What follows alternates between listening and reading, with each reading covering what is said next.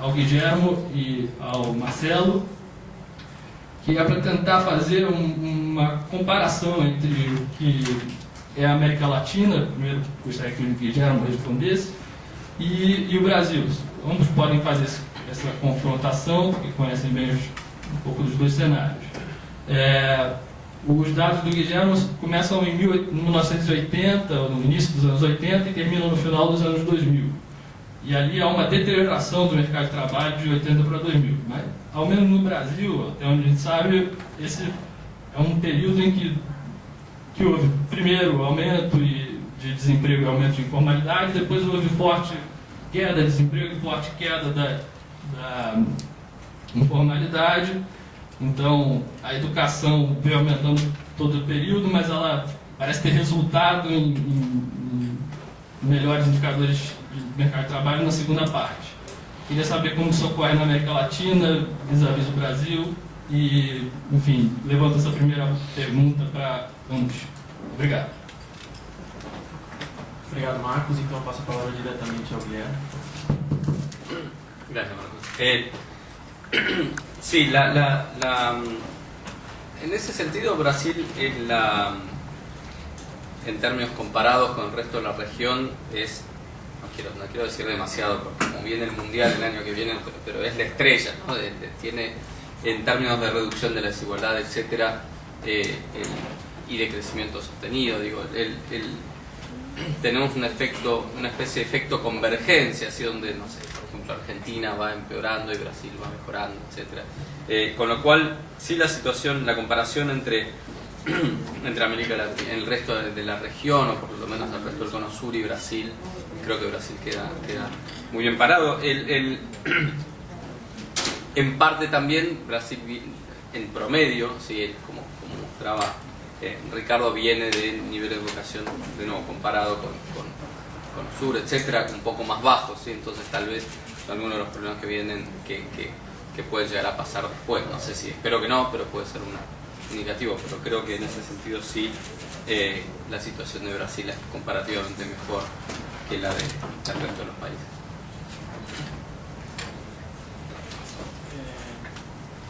Marcelo? Tudo bem?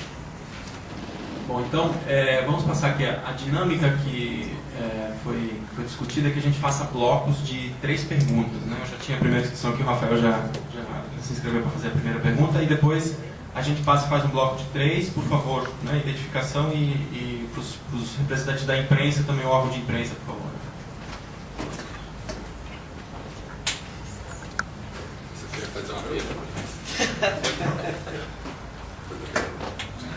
Opa, primeiro agradecer pelas excelentes apresentações aí da parte da manhã. Na verdade, eu tenho uma pergunta que é mais genérica, que todos os representantes da mesa podem se sentir no direito de tentar responder. Um comentário mais específico para o trabalho do Daniel. Primeiro é o seguinte, que eu acho que o custo é super legal essa metodologia, mas de certa forma ele está subestimado. Por quê? Porque tem um outro lado aí dessa realidade que não está sendo computado aí, que é o fato de que muitas vezes o jovem não é só a vítima, ele também é o algoz, ele é o que mata também. Então isso causa uma perda para o outro lado, que também é uma coisa que a gente tem que avançar aí no sentido de conseguir computar, embora a gente tenha muita mais dificuldade do ponto de vista dos dados, eu sei, mas só para a gente ver que, na verdade, assim, a situação que o Daniel mostra é dramática, mas ela ainda é mais dramática do que isso se a gente incluir esse outro lado aí na nossa conta. Bom, agora a pergunta mais genérica é a seguinte. A gente tem discutido muito com a Secretaria Nacional de Juventude, que é a responsável pela elaboração das políticas de juventude do governo federal, sobre a questão do jovem no Brasil hoje. A gente vê que tem uma demanda muito grande deles no seguinte sentido, de que a juventude ela não pode ser tratada como estágio probatório para a idade adulta. Então, por exemplo, nós estamos aqui falando do mercado de trabalho, da transição escola-trabalho e etc. Mas existe uma demanda de que o jovem tem que ser tratado como mais do que uma pessoa em fase de transição pelas políticas. Mas, ao mesmo tempo, não existe uma coisa muito clara de como se fazer isso. Então, assim, eu acho que isso está muito refletido, por exemplo, na política do Estação Juventude, que é um projeto lá da Secretaria Nacional da Juventude, onde eles querem criar centros para os jovens e a gente conversa assim, mas isso não pode ser feito na escola? Não, porque a gente não pode associar o jovem simplesmente com a questão educacional, a gente tem que sair disso aí. E esse trabalho não pode ser feito no CRAS? Não, porque a gente estigmatiza o jovem ao colocá-lo como beneficiário da assistência social. E aí o que faz essa estação de juventude? Ele é um ponto de cultura, que nem os do Ministério da Cultura? Não, ele é mais, porque o jovem também não é só cultura. Então, assim, eu vejo assim, esse debate que a gente está travando como extremamente relevante, de vários pontos de vista, mas eu não sei como é que ele contempla essas demandas imprecisas que a juventude tem e não muito claras, de não ser simplesmente uma fase de transição e ter um protagonismo maior na sociedade. Então, eu queria ouvir vocês falando um pouco sobre isso.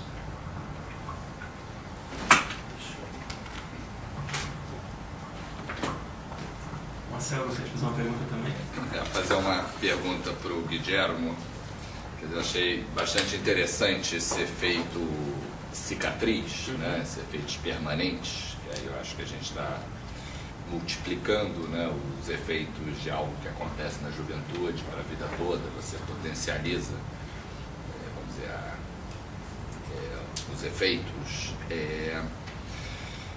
Existe um trabalho antigo do Marcos Lisboa com a Mônica Viegas, que ele mostra até assim, que é uma conexão do seu efeito, que ele mostra que, vamos dizer, picos de desemprego aqui no Brasil, eles levam não só ao aumento de criminalidade, fazendo a ponte com o Daniel, mas tem um efeito histeresis, um efeito cicatriz da taxa de desemprego na juventude.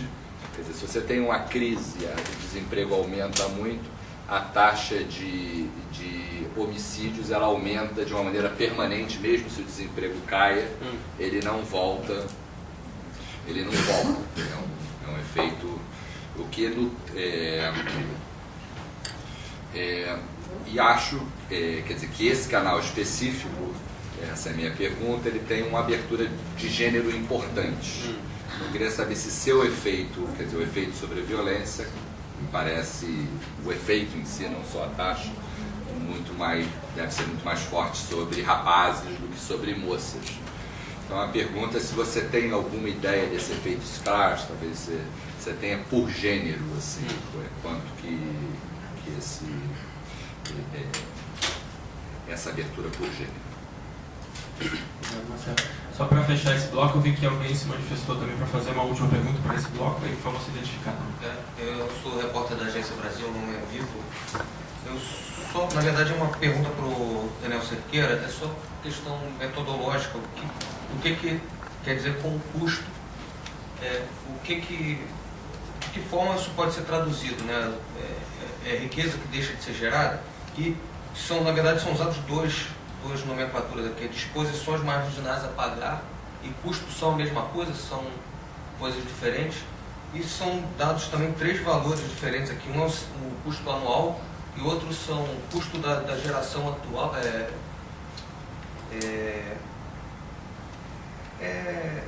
disposição da geração atual e das gerações futuras. Queria que só o senhor explicasse um pouco cada coisa para poder entender melhor, até para poder traduzir isso na reportagem. Muito obrigado. Bom, pelo que eu vi aqui, nós temos 2 perguntas para o Daniel e uma para o Guilherme. Então, eu passaria a palavra primeiro para o Daniel Cerqueira, por favor.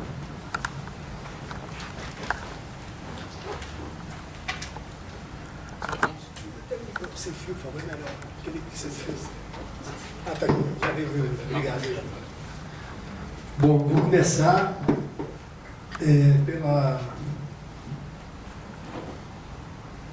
acho que a última pergunta do Rafael, né, sobre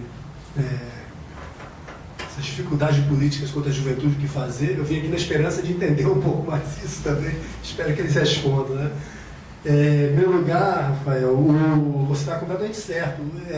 Tanto que, na verdade, geralmente a gente coloca isso aí como um limite inferior para o custo de bem-estar, né? Então, isso aqui a gente não pensa que o custo de bem-estar das mortes violentas, em particular dos jovens, se resume a esse número. Tem inúmeras outras dimensões aí, né? A gente parte de uma ideia de que, dados os gastos da sociedade, públicos e privados para se proteger, né? Dado o nível de violência, quanto é que seria esse custo.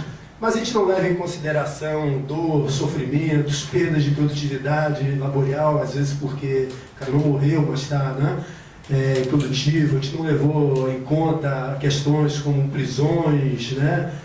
Enfim, tem uma série de outros elementos que a gente poderia levar em consideração e não levamos. Então, eu considero que isso seja também um limite inferior para o custo de bem-estar da violência, né? Só um comentário em relação à questão que o Marcelo propõe do efeito cicatriz, né? Isso é, do ponto de vista, olhando para a criminalidade, isso aí é algo bastante conhecido, né? Quando começa um movimento de jovens ou de indivíduos, seja lá qual for a idade, entrar no crime, bom, em primeiro lugar, se quebraram laços de sociabilidade, né? O cara transgrediu determinados limites e o retorno às vezes é complicado, né? Em segundo lugar, existe, quando ele começa a enveredar no mercado de crime, tem uma perda de capital humano sobre as habilidades que ele poderia ter no mercado legal, né? E isso daí, então, ao longo do tempo, os benefícios que ele teria no mercado legal diminuem e os benefícios do mercado de crime aumentam porque ele vai se especializando. Em terceiro lugar, tem também um efeito de redes, né?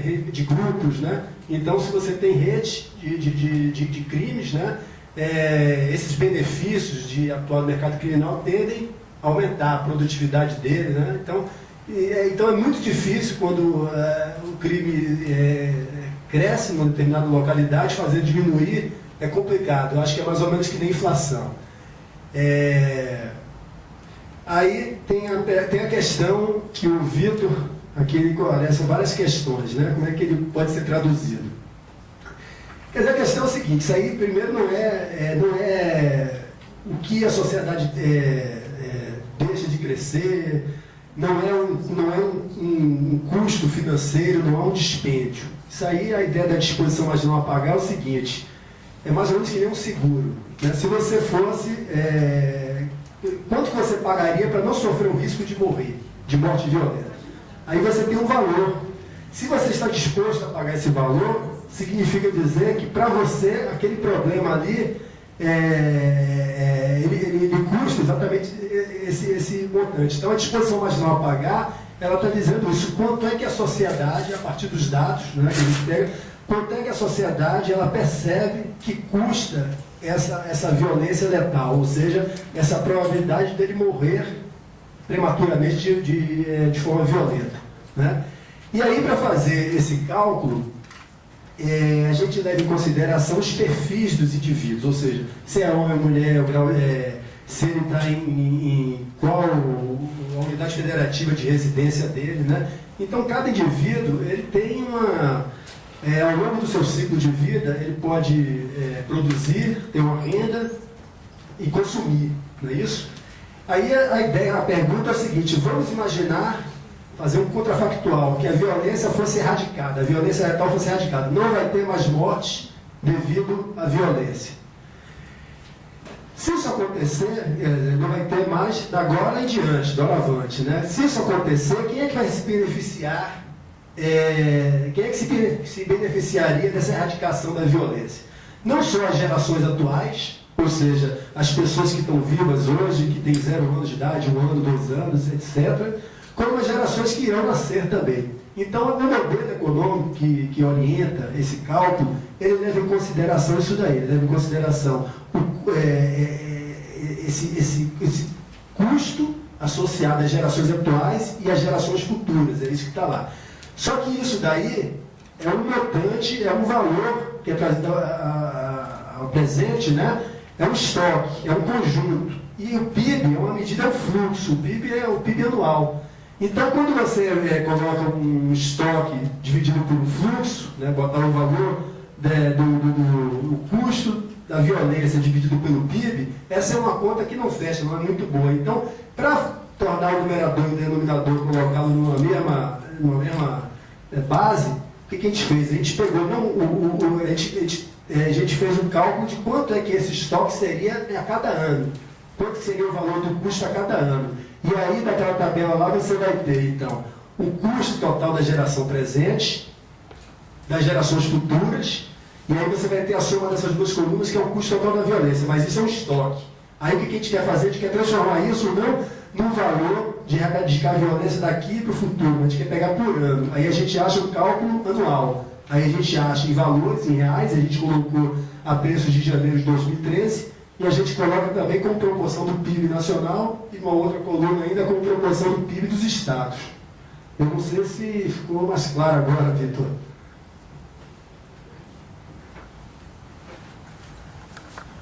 Bom, vou fazer só um comentário rápido da pergunta do Rafael, que ele disse que todo mundo podia responder, sobre a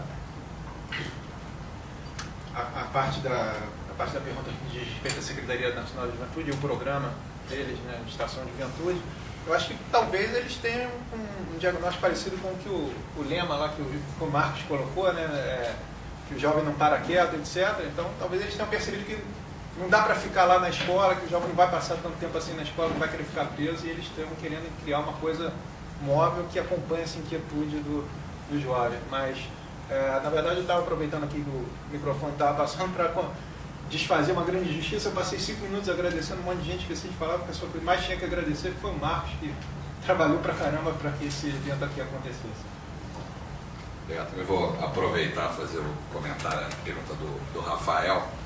Quer dizer, sem dúvida a ideia de juventude como estágio probatório para a idade adulta não é um bom lema, assim, um bom tema, mas eu acho, acho que a juventude é essa, sei lá, metamorfose ambulante, alguma coisa, é um estágio de transição.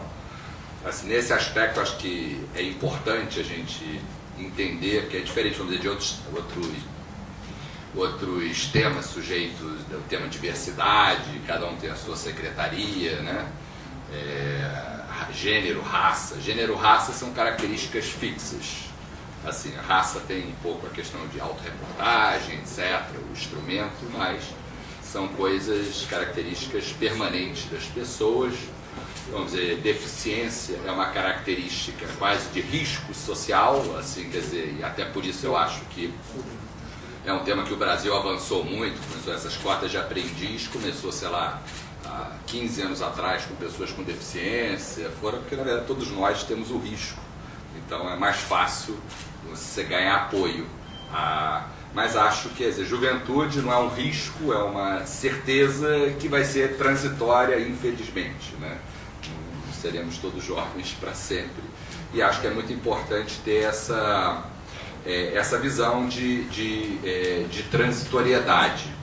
Acho que tem uma transitoriedade que eu acho que é uma questão que é, obviamente, eticamente difícil de abordar tudo, mas acho que é uma questão hormonal quase, associada ao crescimento. Acho que essa diferenciação de homens e mulheres, acho que é muito importante na questão de juventude.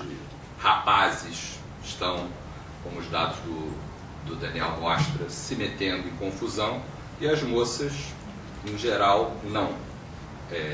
Então acho que esse corte de gênero, mas eu acho que essa questão de transitoriedade é muito importante. Agora acho que também é muito importante, quer dizer, o próprio nem, né? No fundo a gente está tentando definir o jovem por aquilo que ele não faz, assim, que a gente não sabe, mas na verdade a gente tem alguma coisa que está fazendo e não necessariamente é uma coisa perniciosa, tudo, porque na verdade ele é a porta de transformação. No caso dos cursos técnicos que eu mostrei, é uma busca de alguma coisa a mais, né? E só o último ponto, quer dizer, o jovem no Brasil ele tem uma característica, não sei como é que é na Argentina, mas sei que em outros países é uma raridade. Quer dizer, o jovem no Brasil ele vota com 16 anos, ele tem a opção de votar, que é uma coisa rara internacionalmente falando, né? Então acho que mas não é suficiente, não queremos apenas votar, né?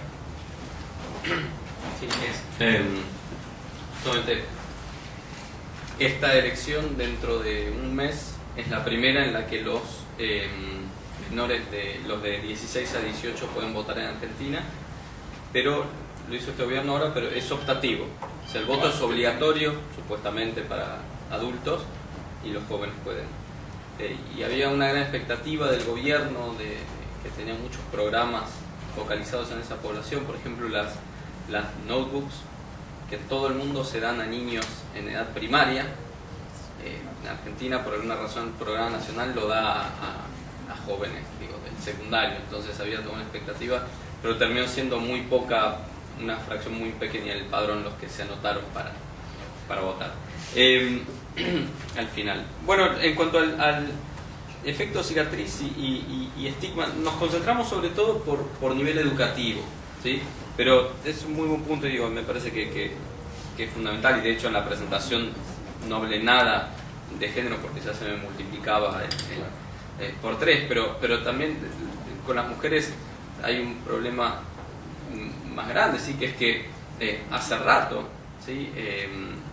Ya hace, digo, en promedio en la región hace 15 años más o menos que tienen nivel educativo más alto que los hombres,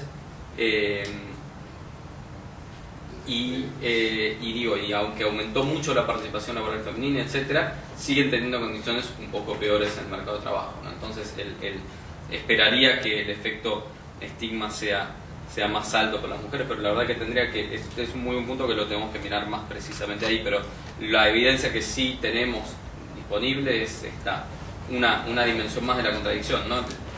Si decía, bueno, los jóvenes de ahora son más educados que la generación anterior y sin embargo tienen mayores problemas en el mercado de trabajo, no solo comparados con los que son más grandes que ellos ahora, sino con la edad que tenían la generación anterior en la edad que tienen ellos. Creo que con las mujeres este problema sería más grande aún, pero vamos a mirarlo bien. Não, queria só comentar uma coisa aqui na colocação do Rafael, que eu acho que é muito importante para... Não sei se está funcionando. Que eu acho que é muito importante para a política de juventude, mas na verdade isso... Quem está preocupado com política de juventude chama muita atenção dessa coisa de que o jovem não está apenas em transição. Na verdade, essa é uma característica de toda a política pública. Você pega a política de combate à pobreza, a gente vê o pobre em transição. Ele está sempre saindo da pobreza. Enquanto ele for pobre, ele tem mais é que trabalhar e estudar, fazer qualificação, procurar emprego. Ou seja, para o pobre não tem, vamos dizer, lazer enquanto ele é pobre. Ele não deve descansar nunca. A política de pobreza é uma política de dar a ele a oportunidade de manhã, de tarde, de noite para ele sair da pobreza. E para o jovem a gente também encara da mesma maneira. Você quer dar a oportunidade para ele de manhã, de tarde, de noite para ele fazer uma transição boa para a vida adulta. Então, em geral, a política pública ela tem essa característica um pouco paternalista de que, na verdade, você sempre vê as pessoas, principalmente aqueles para os quais você quer fazer política pública, como alguém que esteja precisando, no fundo, de ajuda, e você sempre interpreta a ajuda como, ou mesmo oportunidade, como sendo alguma coisa que vai dar trabalho para você, eu vou financiar, você vai ter muito trabalho, etc. Então, esse ponto que você colocou da questão da política de juventude, ela é central. A mesma coisa acontece hoje em dia com a política para a primeira infância, tá certo? As pessoas dizem a mesma coisa, que as crianças também têm o direito a dizer o que elas querem, elas podem querer ir para a creche durante 8 horas por dia e assim por diante. Mas, no fundo, o que a gente está discutindo é investimento e consumo, tá certo? A gente faz política para diversos grupos vulneráveis, como a única coisa que eles têm que fazer é investir.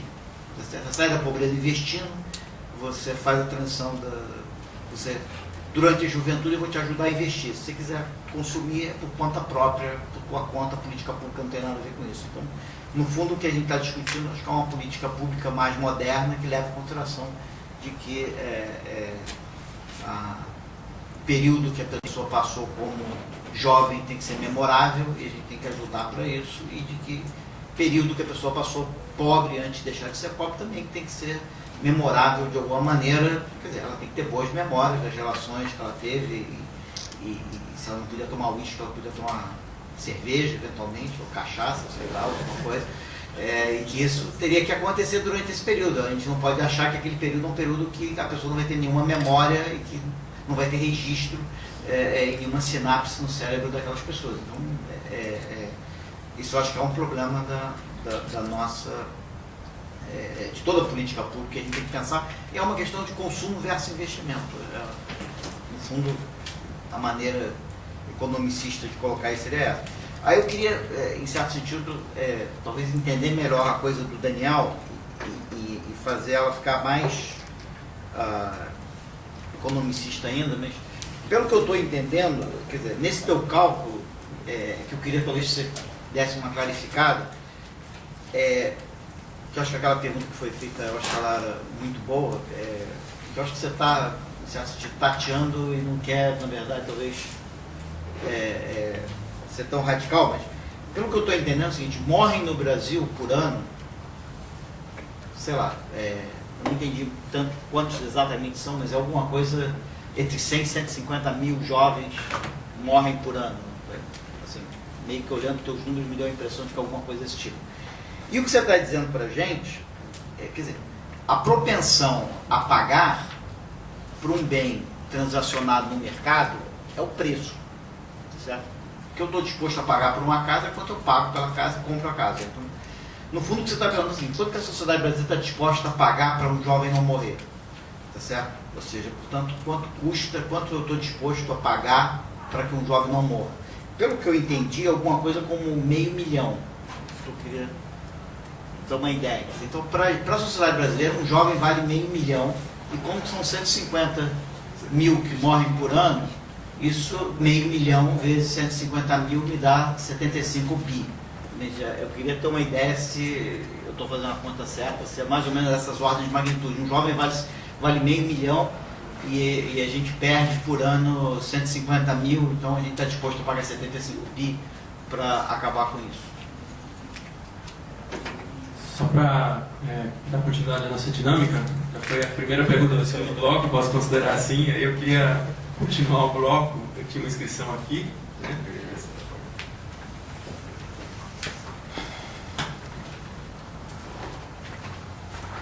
Eu tenho uma pergunta para o Guilhermo e uma pergunta para o PB.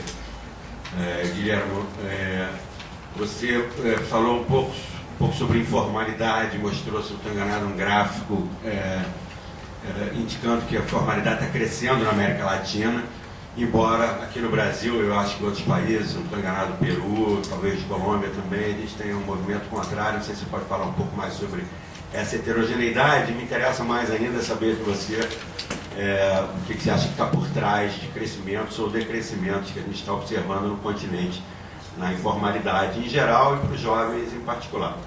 Eu tenho outra pergunta para o PB, que o que a gente faz com aqueles 15% duros. A gente deu uma melhorada no primeiro ciclo do ensino fundamental, aparentemente fomos bem sucedidos nessa empreitada, mas a gente tem uma outra que parece muito mais difícil, que agora estamos pegando já o público com 14, 15 para cima. E como é que a gente vai para esse público jovem mais independente trazer ou manter esse jovem na escola?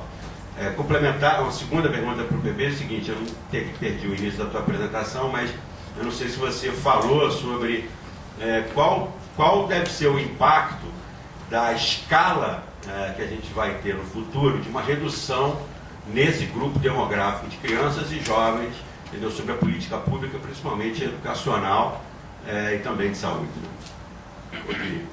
Inclusive de segurança.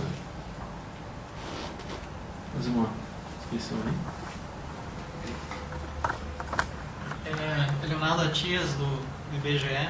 Uma pergunta primeiro direcionada para o Marcelo Neri. Assim, a gente viu que, eu não sabia, né, que o otimismo, eu sabia que era muito alto, mas que não era o primeiro no mundo o otimismo do brasileiro e dos jovens, mas ao mesmo tempo o Brasil é campeão em desconfiança interpessoal, né? Se você pergunta para as pessoas, né, nessas pesquisas tipo Gallup ou o Barômetro, você confia ou não no próximo, né, no outro cidadão, a resposta é negativa. E ao mesmo tempo tem outra pesquisa recente, né, da Transparência Internacional, né, que em termos de corrupção e de confiança, ela apareceu como o nível mais alto, né, nos países. E como é que isso, quer dizer, como é que isso conversa? Eu acho que isso conversa um pouco também com as decisões que as pessoas tomam, né, de investir ou até de ir para um ensino técnico. como é que você chega nessa pessoa, né, que acredita que não vai, como é que ela vai achar que vai se inserir no mercado de trabalho, né? E também até começa um pouco com o estudo do Carlos, né? Que a pessoa o nível de rotatividade é muito alto, né? Eu não lembro em relação ao que de remuneração desses segmentos com alta rotatividade, mas a gente sabe que, por exemplo, um segmento que emprega jovens é o telemarketing, que é o nível de rotatividade que costuma ser maior de 100% ao mês. Quer dizer, você tem... E qual é a condição de trabalho que essas pessoas têm e qual a perspectiva? Eu sei que muitas pessoas chegam lá e também a pessoa acha assim, sai do varejo, que é um trabalho muito duro, vai para o telemarketing, que é um trabalho que eles vão ficar 6 horas sentado, mas é um trabalho muito duro e a pessoa não se acostuma. E o jovem é inquieto. E até que ponto esse tipo de investigação não seria assim, um pouco mais na qualidade, né, do tipo de trabalho, qual trabalho, né? Obrigado. Bom, agora nessa rodada temos perguntas para quase todos na mesa. Eu vou fazer pela ordem cronológica. A primeira pergunta do Ricardo para o Daniel, então, por favor. Ricardo, que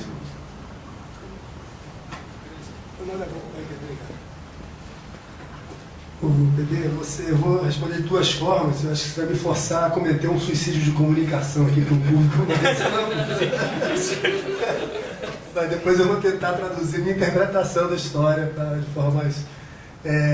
basicamente, é um modelo que os indivíduos eles maximizam a utilidade intertemporal do consumo, né? Só que além da opção de utilidade ser descontada por uma taxa de desconto intertemporal, existe uma descontada por uma função sobrevivência, que tem a probabilidade desse cara viver até N anos mais à frente. Então, aí resolvendo o problema e botando os dados para o Brasil e tal, aí o que acontece?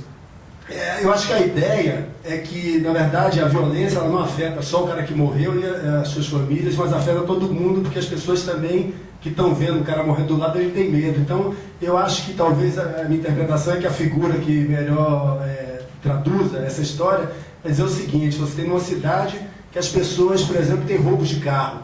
Aí se eu perguntasse para você, vem cá, quanto que você estaria disposto a pagar no máximo para o seguro, para o seu carro não ficar segurado, mesmo que for roubado você vai ter cobertura? Aí o cara diz assim, 3 mil. Então o custo para esse cara, ainda que o carro não tenha sido roubado, pelo fato de ter roubo de veículos naquela cidade, é 3 mil. Né? Então, se eu fizesse cálculo para todo mundo, supondo que as pessoas, não só os maiores tenham carros, mas desde os 0 até os 100 anos, e também as gerações futuras poderão vir a ter carros que eventualmente sejam roubados, então a gente faz um cálculo, que basicamente essa disposição marginal a pagar, eu interpreto como fosse quanto que a sociedade estaria disposta a pagar, qual seguro que ela estaria disposta a pagar, né, o prêmio, para evitar esse tipo de violência. Né? Eu acho que é isso, né? E aí realmente dá os... Quanto foi? 79 bilhões que deu ali, né? Então, quer dizer, mas a gente não leva em conta só... Quer dizer, todo mundo. Por isso que no resultado lá, a gente vê o seguinte: São Paulo, por exemplo, hoje é o estado que eu acho que tem a menor taxa de vitimização, né? E, no entanto, o cálculo para São Paulo dá alto. Por quê? Porque São Paulo é um estado grande, tem muita gente e as pessoas ganham mais, né? Então, o custo econômico para São Paulo, apesar da vitimização ser relativamente mais baixa, ele é bastante elevado. Eu acho que essa. Mas quantos jovens morrem por ano? Pô, aí você me pegou, porque agora tem tanto na minha cabeça que esse seria o Rodrigo, você sabe? Pegou aí o... Não, a taxa 100. Porque ele está fazendo... Não, mas 100 para homem, né? Não, total. Não, total, a média. A média é 100? 100 por 100 mil habitantes. Aí pega a população é 50 milhões, você está falando de 500 mil? 2010. Não tem que fazer... Basicamente é isso, assim, se somar as mortes violentas totais, dá 50, 40, dá uns 100 e poucos mil pessoas morrem por ano de morte violenta, né? É isso que eu estou falando. Então, aí, quer dizer, os jovens devem ser, não sei qual é a proporção agora, mas deve ser algo, eu chutaria assim, uns 80 mil, deve ser, mas não tem esse número de cabeça. Perfeito. Não, aproveitar e fazer a minha resposta, que eu quero complementar a pergunta para o bebê. Quer dizer, eu acho que a pergunta do Leonardo, acho que ela pega uma outra faceta que eu não explorei aqui dos dados, que ele falou com muita propriedade. Quer dizer, o brasileiro em geral e o jovem em particular, ele é muito otimista em relação ao futuro, mas o futuro dele, não, vamos dizer, não é a felicidade dele, não é a felicidade geral da nação, é a felicidade dele. E na verdade eu acho que todos os problemas que você listou, de corrupção, problemas coletivos, né, de relações interpessoais, eu estou convencido de que na verdade essa é uma matriz fundamental de problemas aqui no Brasil. São problemas de relacionamento. Se a gente olhar, quer dizer, vários países pobres ou em desenvolvimento, tem falta de democracia, tem problema de pobreza, mas problemas de desigualdade, inflação, criminalidade, são problemas que aqui são mais fortes. E são problemas de relacionamento mesmo. Quer dizer, são problemas, quer dizer, até pobreza não é um problema de relacionamento. O sujeito é pobre, não posso falar, o sujeito é desigual, a relação é desigual. Então, eu acho que, e acho de alguma forma, quando você pergunta para o sujeito como é que é a tua vida, e pergunta como é que é a vida da nação, e essa dissonância entre esses dois lados, talvez pegue um pouco, quer dizer, para ele a vida está boa, vai ser boa no futuro, mas está todo mundo acima da média, então tem uma contradição em termos que eu acho que vai no âmago da questão, e acho que os grandes avanços que o Brasil fez nos últimos anos virou democracia, estabilizou a inflação, reduziu a desigualdade, reduziu a informalidade, embora seja ainda muito alta, talvez reduzir a criminalidade, reduzir corrupção, seja a agenda futura, mas acho que são sempre problemas de relacionamento. Acho que é um pouco, pegando a fábula da cigarra e da formiga, acho que o brasileiro ele é mais cigarra. A cigarra é um bicho otimista e individualista, enquanto a formiga é um ser previdente, não tão otimista em relação ao futuro. Ele acha que o inverno vai ser duro e ele é coletivo, ele trabalha em grupo, as relações são fundamentais. Então, e isso é uma característica nossa, é péssimo para a poupança, é péssimo para a educação, mas é quem somos. Se a gente quiser mudar, tem que mudar a partir de quem somos, não adianta a gente projetar para fora, né? Fazer aqui só para não esquecer, antes de fazer o agradecimento bem especial ao Marcos, e dizer que é um enorme prazer de estar aqui nessa mesa, aqui, esse meio de campo aqui. Isso aqui é a melhor remuneração que pode existir, o melhor salário indireto, é fazer parte dessa mesa, integrar esse seminário. É realmente assim, muito interessante e prazeroso. E só para fazer a pergunta do PB, pegando um pouco a pergunta do Miguel, quer dizer, primeiro ponto, quer dizer, acho que pobreza e juventude são coisas de natureza um pouco diferente, mas são transitórias, não são estados permanentes. Agora, como disse a ministra da CEPIR recentemente, ela falou, pobreza não é identidade, ninguém se vê como pobre, a pessoa se vê como mulher, se vê como negro, se vê como nordestino, mas não é identidade. Como diz o meu filho, fala, pô pai, o sujeito já é pobre, você ainda chama de miserável, né? Não é uma identidade. Juventude eu já acho que é identidade, embora seja ela é eterna enquanto durar, né? Somos todos jovens, esses lemas.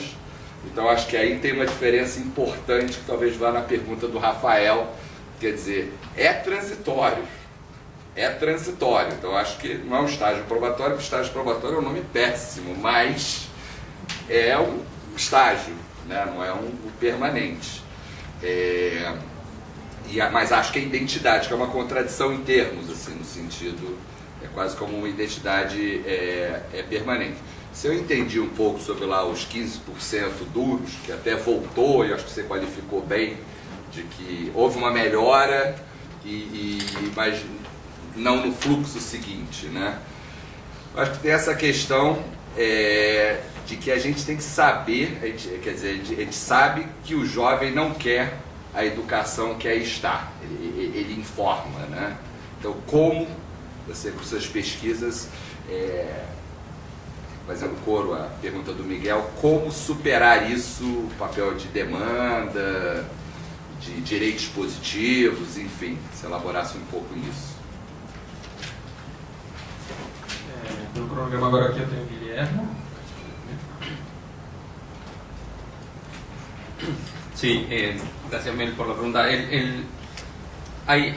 Yo dije al principio que hablar de muchos países al mismo tiempo de tendencias regionales es molesto. También es problemático hablar de 30 años. El punto principal es el siguiente. En realidad los puntos elegidos tendremos que agregar uno en el medio.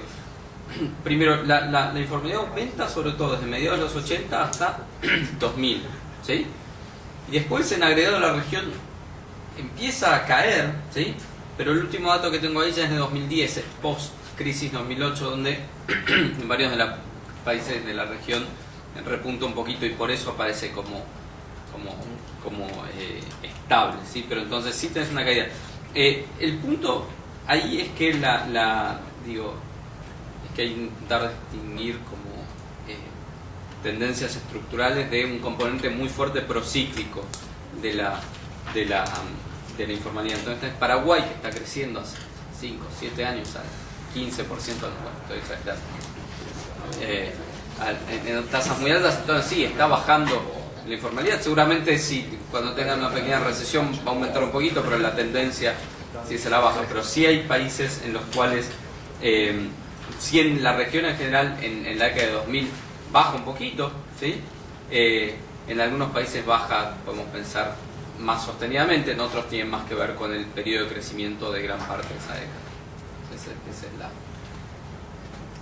Esa es la historia detrás de la heterogeneidad. Bom, não, rápido, mas eu queria continuar perturbando o Daniel ali. Eu ainda acho que no teu cálculo, você falou várias coisas aí, mas eu continuo achando que no teu cálculo você está calculando o valor da vida, obviamente não é o valor da vida para o jovem, mas é o valor social da vida do jovem para a sociedade. E eu estou querendo chegar nesse número porque eu acho que tem uma contradição incrível aqui, que é o seguinte: depois das últimas contas que eu vi se falar aí, eu já atualizei aqui o valor do teu jovem está mais perto de 1 milhão. Agora, o que eu estou querendo, eu acho que implícito no teu cálculo tem um valor de um jovem, tá certo? Agora, o que eu acho é o seguinte, é que do teu resultado sai uma sociedade muito esquisita, que é uma sociedade que tem um ativo, que é um jovem, que ela valoriza em 1 milhão, e que durante a juventude toda do jovem, a minha estimativa é que a sociedade brasileira não gasta nem 50 mil com ele. Então, me parece assim que você tem uma coisa de arte, que você acha, você tem um prédio que você acha que é fantástico, que vale 1 milhão, e você não tem dinheiro para limpar o vidro. Você diz, eu estou sem dinheiro para limpar o vidro e vou dizer, minimamente preservar aquele patrimônio, entendeu? Então, o que eu estou querendo chegar com o assim, peraí, se um jovem vale 1 milhão, isso me dá uma ideia de quanto eu alugaria um jovem durante um ano ou durante a juventude, portanto me dá uma ideia de quanto eu estou disposto a gastar para preservar esse patrimônio. Quer dizer, e eu acho que o que você chega de que a política social está disposta a gastar com o jovem parece incompatível com quanto que a sociedade diz que um jovem vale, entendeu? Isso que eu estou querendo contrastar com esses números, entendeu? E aí eu tô achando que da tua história saiu uma história interessante de uma sociedade que diz que valoriza muito, mas está disposta a pagar pouco, a gastar pouco para preservar esse patrimônio, entendeu? Então, que eu posso ter uma visão de quanto que a sociedade está disposta a pagar pelo jovem, pelo lado de quanto que ela gasta efetivamente com ele, tá certo? E se eu vou por aí, eu vou chegar em muito menos do que o que você está colocando, entendeu? Então, eu posso chegar em quanto vale um patrimônio, quanto que eu estou gastando para preservá-lo, pela ótica do gasto, e você está tirando mais por uma ótica da utilidade, que aquilo me dá uma utilidade, etc. Ou seja, a mesma coisa do meio ambiente, eu posso tirar pela ótica de quanto que eu valorizo a Amazônia e quanto que eu gasto para preservá-la. Então, se ela vale muito, eu não gasto nada para preservá-la, eu começo a discutir em que medida eu realmente valorizo tanto assim. Tá certo? Tem alguma, essa inconsistência que eu estou querendo chegar. Bom, respondendo à questão da evasão, obviamente tem alguma coisa muito esquisita, porque o jovem brasileiro não está indo para a escola com a intensidade que ele devia ir. A gente pode dizer que a escola é horrível, mas a escola é horrível, assim, no Chile também. Em toda parte, a escola não é essa maravilha. Quer dizer, a gente pode dizer que a escola no Brasil não é adequada aos anseios da nova juventude, etc. Né? A gente,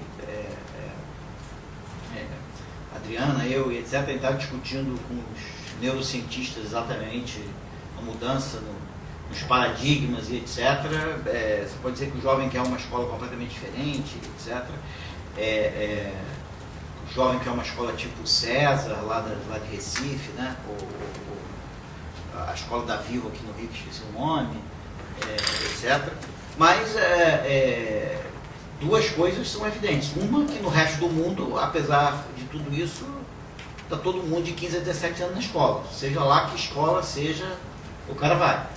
E além disso, apesar do retorno à educação ter caído, que é uma boa notícia, o retorno à educação no Brasil é alto dessa. Então ainda vale a pena, o mercado está dizendo que vale a pena ir à escola. Então, meio...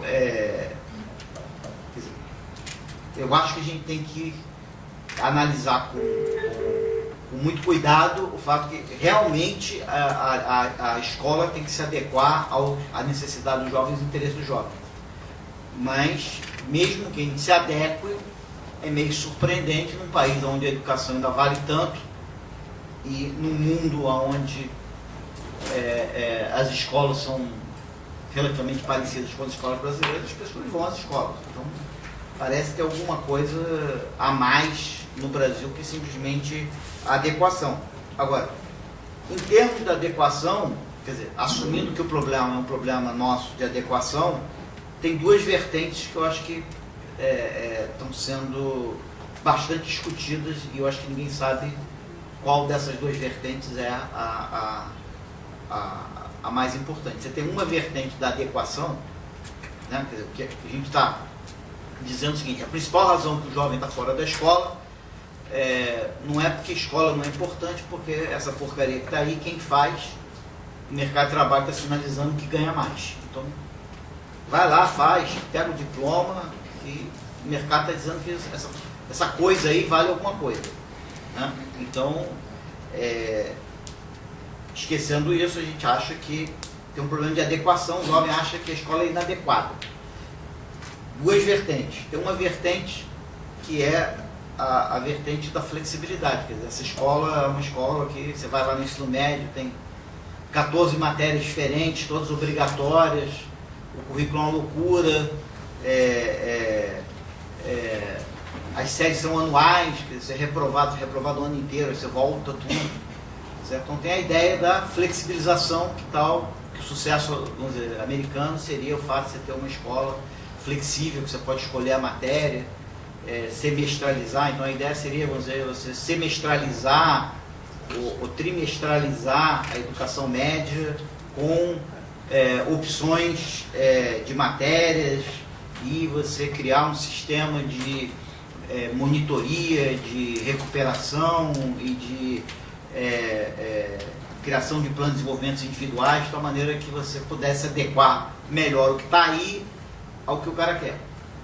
Mas isso não muda no que está aí, é só fazer com que o que esteja aí seja menos sólido e mais maleável para o cara montar o que ele quiser. Essa é uma ideia que vamos dizer, flexibilizar currículo, flexibilizar horário, flexibilizar sistemas de avaliação e etc. Tem outra visão que é muito mais radical, que é uma visão de que existe uma mudança de paradigma. Simplesmente o jovem de hoje é diferente do jovem de ontem. Ele aprende, ele pensa, ele foi educado, o cérebro dele foi educado de uma maneira multitarefas, aquilo que a gente acha que é déficit de atenção é uma maneira diferente dele de aprender. com a internet, com todo o sistema de informação que você tem hoje, o cara não precisa de informação, ele precisa de alguém para organizar a informação dele. Então, é uma mudança radical de paradigma que a escola não entendeu e que, portanto, ele acha. A única maneira de você fazer isso é você radicalmente mudar a tecnologia. Você não vai ter mais um professor palhaço, expositor, egocêntrico, que todo mundo tem que prestar atenção nele. Aí vai ser uma coisa onde os jovens aprendem grande parte com eles mesmos e o professor é meio que facilitador, etc. É uma outra escola, vamos dizer, que Stanford e várias outras universidades já estão mudando nessa direção. E aí seria uma mudança de paradigma para adequar uma juventude que não é só jovem, é uma onda jovem que tem uma mudança de paradigma estrutural, inclusive na formação do cérebro deles. Esses caras sempre irão pensar no futuro de uma maneira diferente como a gente pensa, né? A gente pensa de uma maneira muito mais linear e eles vão pensar de uma maneira muito mais multitarefas, etc. Então, eu acho que hoje, talvez a verdade esteja meio que uma combinação das duas coisas, mas eu acho que a grande dilema para o sistema educacional hoje no Brasil é se tem que fechar e mudar tudo, ou se é uma questão de flexibilizar o que a gente tem. Mas eu acho que a gente não sabe, quer dizer, não está nem longe sabendo qual é a resposta para isso. Antes de passar a palavra para o Daniel, eu queria ver se ainda tem mais alguma pergunta. A gente...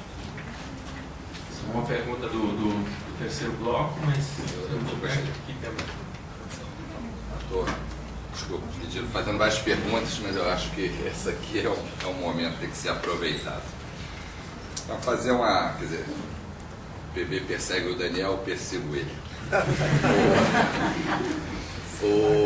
Quer dizer, até que ponto essa questão de informação assimétrica dos jovens, do retorno da educação, caiu bastante nos últimos anos, mas até que ponto, quer dizer, nós sabemos já há muito tempo do retorno que a educação tem na vida do sujeito, mas será que não faltam políticas de informação básica, quer dizer, um pouco para resolver essa assimetria, ou encaminhar essa assimetria de informações, até que ponto isso ajudaria ou não? E, quer dizer, se a gente pegar a geração do baby boom americano e comparar com o nosso baby boom aqui brasileiro, assim, essa onda jovem, né? Essa geração do pós-guerra, que foi realmente uma geração revolucionária, sei lá, Leila Diniz, logo depois, foi uma geração que foi a geração que transformou o mundo, assim, em vários aspectos. 68 foi a geração da pílula, quando ficou mais velha, na verdade a geração do Viagra, enfim, é uma geração que fez e revolucionou o mundo.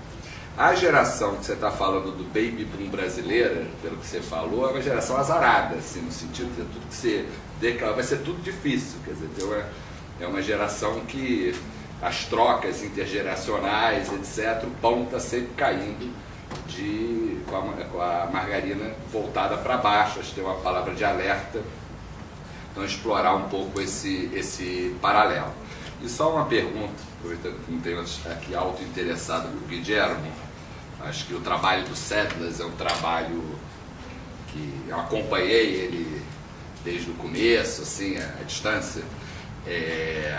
E é um trabalho assim, muito, muito interessante. Quer dizer, a gente trabalha aqui com as PNAD, estuda, e trabalhar com não sei quantos dados de não sei quantos países, acho que é Mas até que ponto, algum momento eu vi alguns trabalhos, mas sobre pesquisas subjetivas, assim, quantitativas, mas subjetivas. Em algum momento vi, até que ponto, acho que é uma pergunta auto-interessada, pensando aqui no IPE, a gente está investindo nessas pesquisas, ir a campo, etc. Mas, quer dizer, como é que você vê, a partir lá do Sedlas, esse veio, e se há investimentos, ou se há especialização? Queria aprender um pouco com a experiência de vocês. Primeiro Daniel, então, por favor.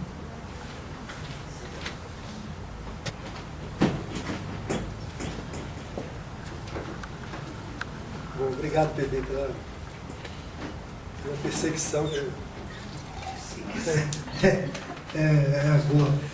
Boa. Você, como sempre, faz reflexões assim, bem instigantes, né? E que me leva a pensar várias coisas, né?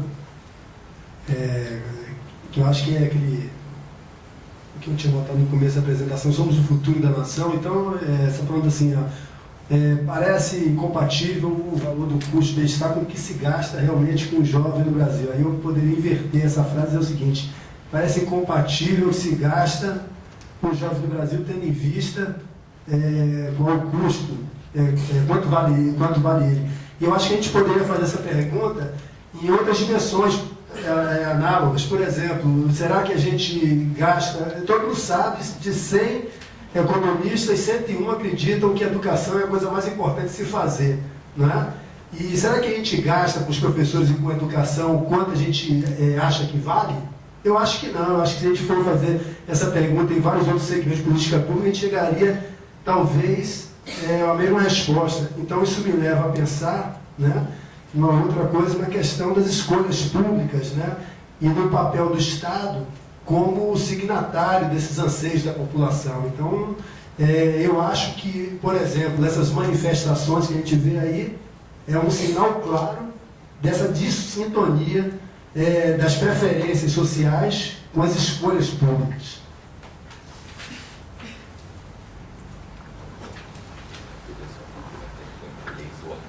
Uma geração nova, que vai fazer as coisas virarem a favor deles. Ricardo.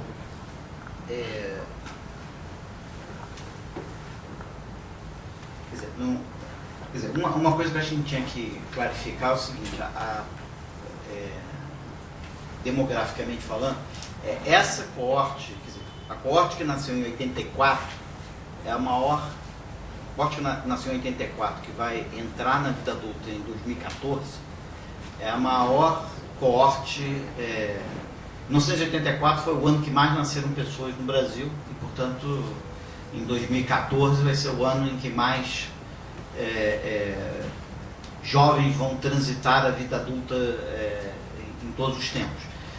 Mas isso é uma contabilidade a nível absoluto, tá certo? Na verdade, essa juventude, ela é, em nível absoluto, a maior de todos os tempos.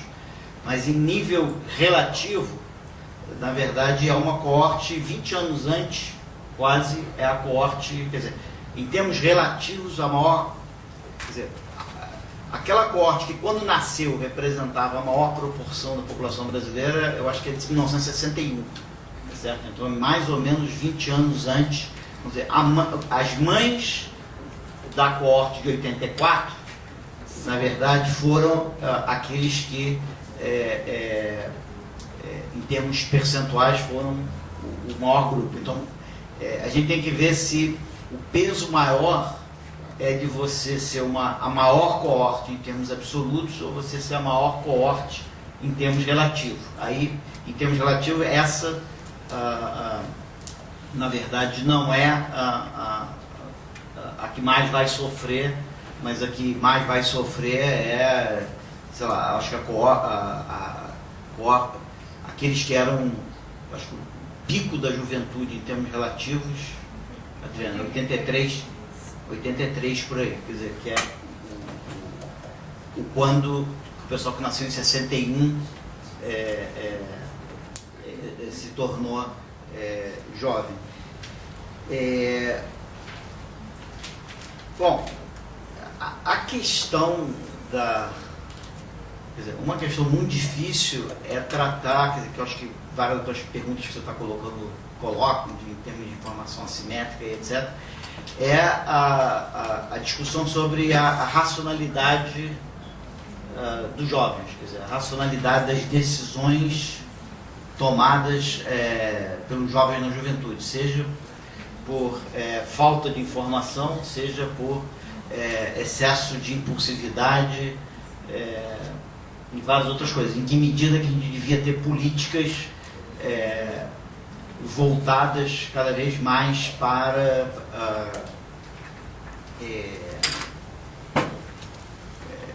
aprimoramento. Quer dizer, faz sentido você pensar numa política de juventude voltada para aprimoramento das decisões tomadas pelos jovens. O que a gente tem discutido bastante é a questão do arrependimento. Quer dizer, é verdade que o jovem toma uma série de decisões, que de uma forma, seja porque estava mal informado, seja porque ele não maximizou corretamente as coisas, ele vai se arrepender depois. E tem várias pessoas conversando com a gente dizendo, esquece,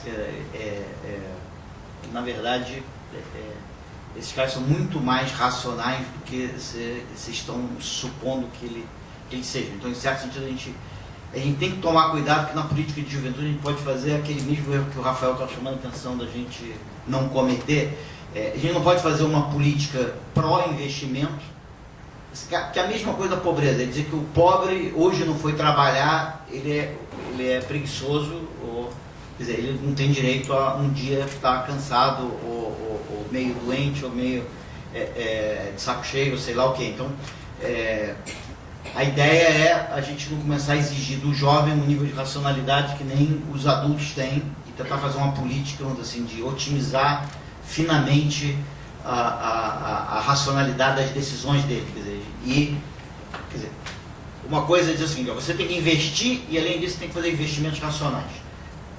Isso é ser jovem. Ser jovem é ser racional e tomar medidas e investir todo o tempo. Você tem que estar o tempo todo investindo e de uma maneira racional que seja socialmente lucrativo. Quer dizer, eu acho que muito da discussão, a reação muito do Conjuve e de todas aquelas pessoas voltadas para a política de juventude é o seguinte: olha, vem cá, ninguém é tão racional assim, então a gente quer ter a nossa dose de certa irracionalidade, a gente quer ter uma dose de consumo, então é bem complicada essa discussão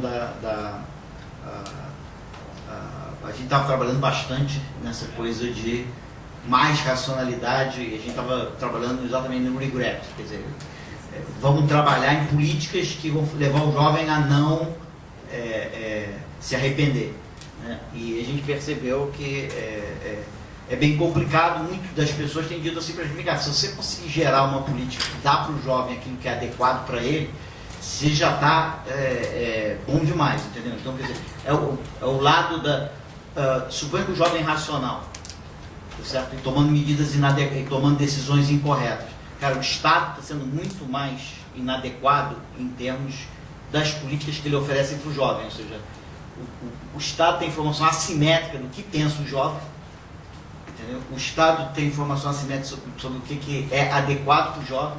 Então, o Estado dizer para o jovem que vai fazer uma política para torná-lo... informação...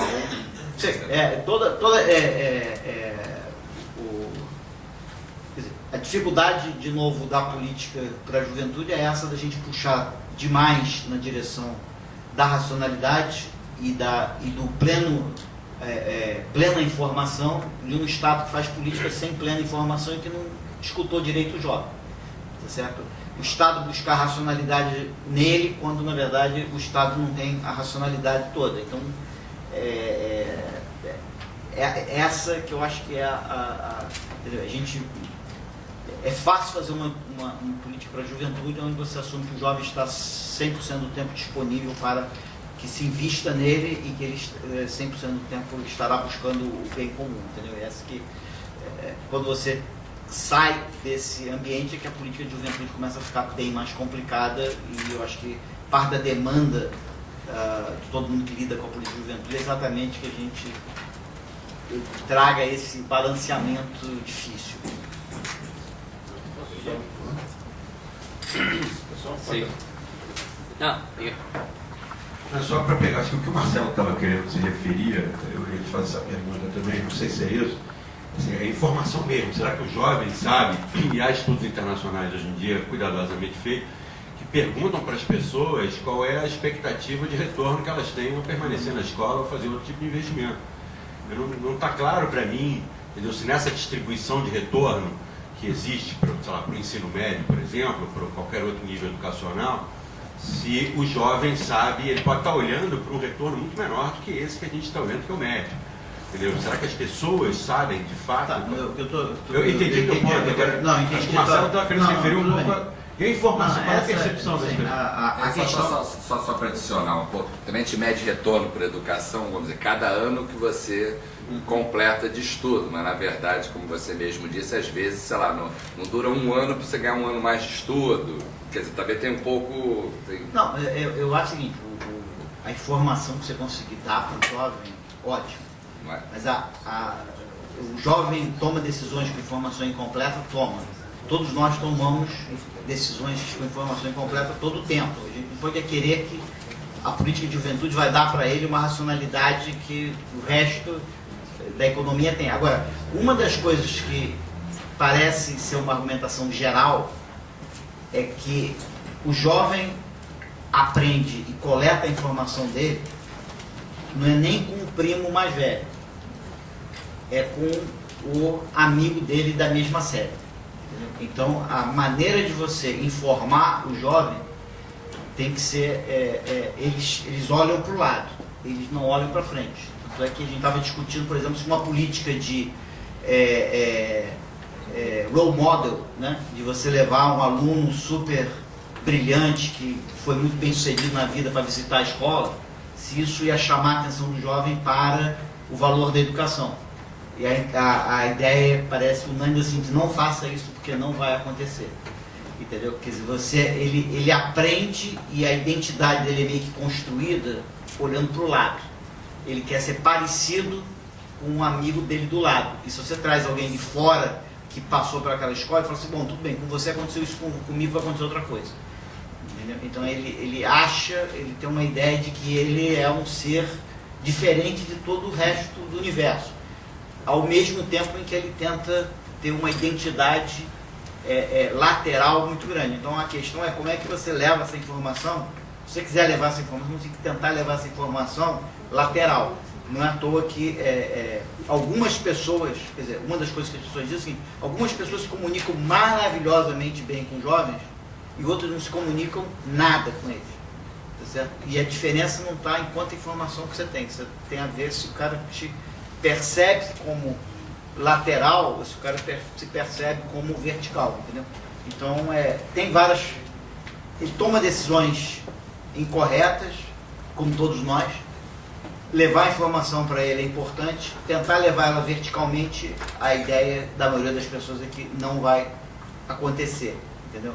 Eles podem ter um efeito manada. Pode ser que eles saiam fazendo todo mundo alguma coisa errada ou todo mundo uma coisa certa. Então você tem que entender essa lateralidade para levar a informação. Mas no certo sentido também você pode informar. Sabe esse teu amigo aí que está aí do outro lado, que você está olhando para ele, esse cara, pô, daqui a 20 anos, assim, não é projetar ele, o amigo dele, daqui a 20 anos.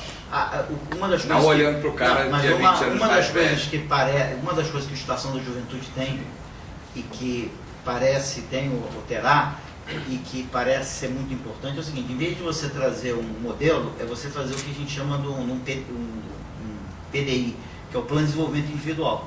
Quer dizer, você fazer o jovem pensar no seu futuro, ele fazer um plano para ele mesmo, entendeu? E ele vê o plano que os amigos dele estão fazendo e ele vê que ele não está conseguindo alcançar o plano dele. Então, esse PDI é alguma maneira que talvez você possa buscar a racionalidade. Mas tem uma palestra o próprio Instituto Unibanco tem isso, quer dizer, como é que ele chama o projeto dele lá? Sei lá? Não, o da escola. Estudar vale a pena. Então, estudar vale a pena. Você traz lá grandes palestras, informações que estudar vale a pena, não acontece, entendeu? É quando um formador de opinião entre eles se convence de alguma coisa, que a coisa alastra com uma certa rapidez, entendeu? Então a questão é como é que você penetra nessa massa e você tem que, em certos vezes, você não pode matar a doença diretamente, entendeu? Você tem que contaminar o tecido e aí ele mesmo, entendeu? Então, talvez valha a pena convencer uma pessoa daquele grupo do que tentar convencer o grupo. Sí, gracias Marcelo, y muy buena la discusión. Justamente en esta idea de las pesquisas subjetivas y las percepciones, la información limitada, la capacidad limitada de procesar la información, digo, puede haber información perfecta y capacidad limitada de procesarla, o información imperfecta y capacidad perfecta de procesar, ou las duas coisas. Você pode ter a vontade limitada de processar plenamente. Esos no son, claro. Voluntad, capacidad e información limitada. No, voluntad ilimitada también, pero... Você tem a informação, você tem a capacidade, mas você não quer. Pero por eso, justamente, que insistí un poco en algo que parecía raro en medio de la presentación, pero era esta idea de la caída de los retornos a la educación. Nosotros intentamos, y uno de los trabajos que creo que es al que te referías, teníamos esta contraposición. En una encuesta preguntábamos dónde la gente pensaba que estaba en la distribución del ingreso, y a una parte de la encuesta les corregíamos, les decían, no, vos no sos clase media, vos sos pobre. A los que los corregíamos así, había un sesgo cognitivo sistemático, ¿sí? Y a los que corregíamos tenían más demandas por redistribución, ¿no? Entonces el gobierno argentino está falsificando estadísticas de inflación que hacen que estén mal las estadísticas de pobreza, informa niveles de pobreza muy bajos, ¿no? Y eso, en base a nuestro trabajo, reduciría las demandas de redistribución, ¿no? Entonces, digo, lo que tenemos en mente, justamente lo que tenía en mente cuando hablaba de esta idea, es que me parece que hace falta más, y creo que con lo que vos contabas de la Gallup World Poll y las cosas que hacen IPEA, es muy importante ver las expectativas subjetivas de lo que va a pasar y su interacción justamente con lo que realmente pasa, ¿sí? En algo que no es directamente relacionado, pero ahora estamos haciendo una encuesta justamente por esta falsificación de percepciones de inflación, ¿sí? Lo que hicimos fue preguntarle a la gente cuánto piensa que es la inflación en Argentina ahora, pero además era gente que salía de un supermercado y teníamos un escáner y le escaneamos el recibo del supermercado y calculamos la inflación que realmente experimentó la canasta que compró, y para ver, no, porque es muy importante esta contraposición de como tenemos capacidad limitada, información limitada, etcétera. Queríamos ver justamente en estos temas, pero me parece que son muchas áreas en las que es muy importante, y sobre todo con los jóvenes, digo, las expectativas frustradas, la frustración es un factor político importante, ¿no? Entonces me parece que hay un montón de cosas para hacer ahí. Bom, se não temos mais perguntas, então agradeço a todos os participantes da mesa pelas palestras e pelo rico debate.